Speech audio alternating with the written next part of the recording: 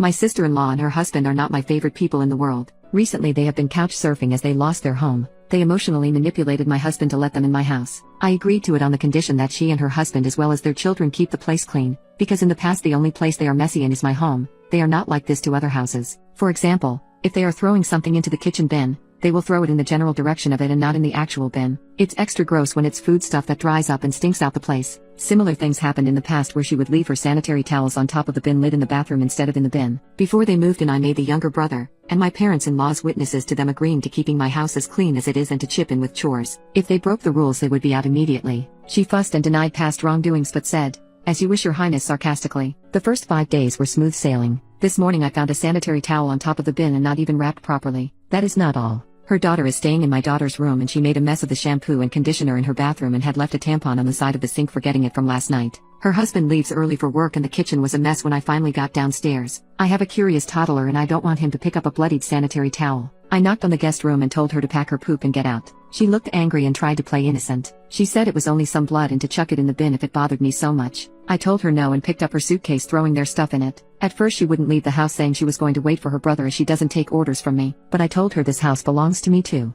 I dropped her and her youngest ones off at my in-laws. A few hours ago her husband came back from work and when I wouldn't let him and he made a scene. He went to my in-laws, but they don't want them there due to father-in-law illness. When my husband returned from work, my in-laws turned up in our driveway with her and her family within 20 minutes. They are still standing outside and squabbling about being let in. I refused to open the door and told my husband if he backs down he isn't welcome in our home either. They are currently at my in-laws, but they made a promise to return to discuss the matter tomorrow as everyone will be home from work and that way we could all find a workable solution. When my husband got inside I told him that I would not have them in my house. I told him that he could clean up after them, which he did. After cleaning up he asked me why I made him do that. I told him I was just as grossed out over other people's bodily fluids as he was, and unlike him I wasn't biologically related to them. So if he found it unsavory, imagine how I felt in the past cleaning up after them. He promised to buy a new bin and bleach the sink 3 times. Our strategy for tomorrow is that under no circumstances are they coming to live with us. Update. We went early to get it over and done with. My in-laws started with the guilt trip first. They mentioned that they would take them in until they found a place, but due to father-in-law diabetes it wouldn't be good for his health. I told them to tell their daughter to parent her children so they wouldn't run around amok like monkeys. That way they could stay with them as they have spare bedrooms. That didn't land well with sister-in-law. She went on a tirade of how I have always been jealous of her and that I was trying to drive a wedge between her and her brother. I told her she didn't like her own life, so me being jealous of her and her life was a stretch that required suspension of reality. She asked my husband if he was okay with me telling him what to do with his family as he always stays out of my family's business. She told him to lay down the law and tell me that sister and her family would stay as long as it took them to find a new place to stay. My husband was having none of that. He told her that the house was mine just as much his and it was a 2 yes and 1 no deal. Just because I was stay at home now didn't mean that I didn't contribute to buying the house when I was working. They told me to suck it up and act like family. I told them I wasn't there to argue about her cleanliness as I saw what I saw and her brother was witness to it and had to clean it up. He confirmed that he did and that I wasn't making it up. My sister-in-law slipped up and said, "Why did you clean it up?" to her brother. Because according to her, I was meant to clean it up.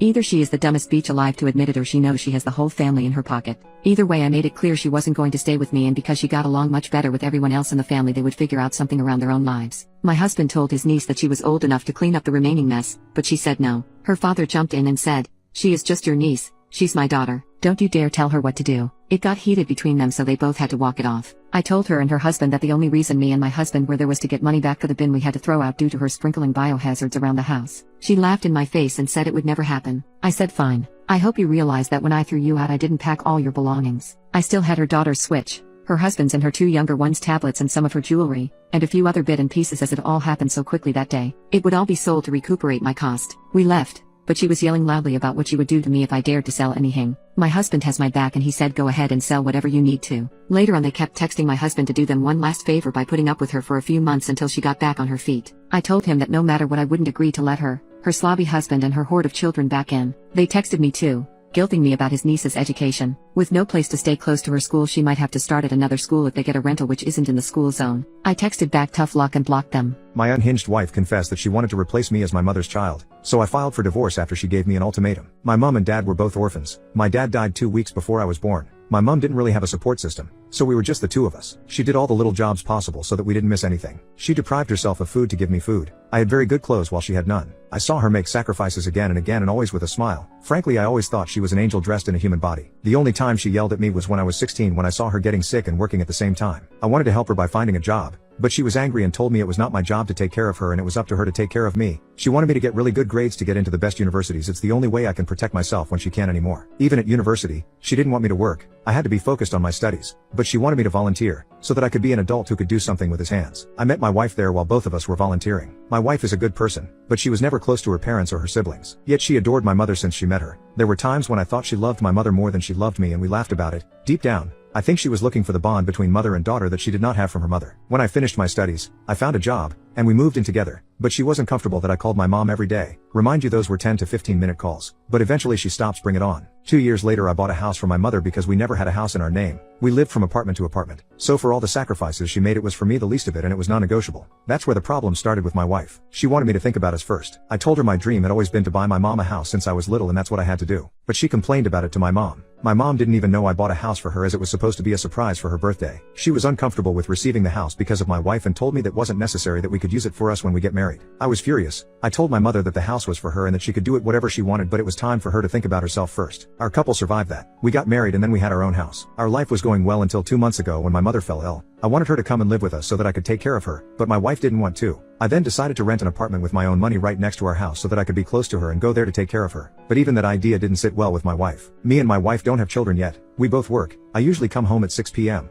But since my mother is sick, I go to see her and come home at 8 p.m. 2 days ago she told me that she thought about it and she thinks I prioritize my mother too much. She told me that I had to choose between my mother and the life I wanted to build with her. The truth is that I never made her feel that way. We both work, but I'm the one who cooks, and I pay a person to do the housework. I make sure I do the dishes she likes. She doesn't even know what I like to eat because I never complain. I run her baths, give her massages, and flowers. I write her poems that I hide somewhere in the house for her to find out. We go on a trip 1 weekend a month. I earn much more money than her. I told her to keep her money for herself and I take care of all the bills, even hers. I always make sure to listen to her and consider her opinion. And I think I'm easygoing because I can change my mind to accommodate hers. But I realize that she tries to completely dominate me, and the only subject where I don't give her a choice is my relationship with my mother. So there I'm going to have a talk with her and put some very clear boundaries. If she doesn't want to, well, we're going to divorce. Update: I wanted to know if there was another reason why she gave me this ultimatum. And she replied that nope. I asked her, apart from what she blamed me for, was there something she wanted to tell me but couldn't tell me? She said there was nothing and asked me to come to the point, so I told her I wanted a divorce. She remained frozen. I think she was shocked because she wasn't talking. She was just staring at me. I told her everything that was on my mind, that our values are too different. She still didn't say anything, so I told her I was going to a hotel for now and we'd discuss later how we were going to separate. I took some of my things and left. The next day when I went to see my mother, she figured out something wasn't right, but I was not going to tell her I was separating from my wife because she could not bear our relationship, especially since she was sick like that. I didn't want to add more torment to her. My mom ended up telling me that my wife didn't come by that day. Yes, my wife, who asked me to reduce my contact with my mother, was seeing her every day. She calls my mother mom. When she got sick, she used to go to my mother so she would take care of her. It used to hurt me because it was as if I couldn't take care of her. But she said that this was not the same. The attentions of a mother are different. I told myself that it was her way of creating a mother-daughter bond that she never had, and I understood her. When my mom told me she didn't come to see her that day, I went back home because I was worried. I found her in the bathroom with her clothes and red eyes like she was crying all along. Seeing her like that was unbearable. I helped her out. But this woman, who has so much pride, collapsed in front of me with a lot of crying. I don't know if it was an hour or two, but she kept crying, calmed down, crying again. I just stayed silent. She ended up telling me that deep down she never wanted me to be involved any less in my mother's life. She was always jealous of our relationship. She was always jealous of the attention my mother gave to me. She knows that it wasn't rational, but she couldn't help constantly striving to be number one in my mother's heart. It was kind of a competition for her. So when I wanted to take care of my mom, she didn't want me to be the one taking care of her. I was honestly furious without saying anything, of course, but I wondered if she was a psychopath or something. We are talking about a person who is seriously ill, and she is thinking about her competition, even if it means sabotaging the relationship I have with my mother and putting us in a situation where I wanted to divorce her. She told me that she was very jealous of me and that she would have liked to be in my place. If she had to choose, she would have even chosen to be my mother's child rather than my wife, even if I was the love of her life. At that moment, I did not know what else to say. I was hooked on this idea of competition, so I did not immediately grasp the scope of these words. But I still listened to her to the end. I put her to bed until she fell asleep. Then I went to sleep in another room. In the morning she was acting like anything happened. She was being herself. She said, "I don't have to pity." I told her it was out of love. She was still my wife. She left to work and I did the same, but decided to stay at the hotel for the time being. I'm not going to stay with her. It's not possible.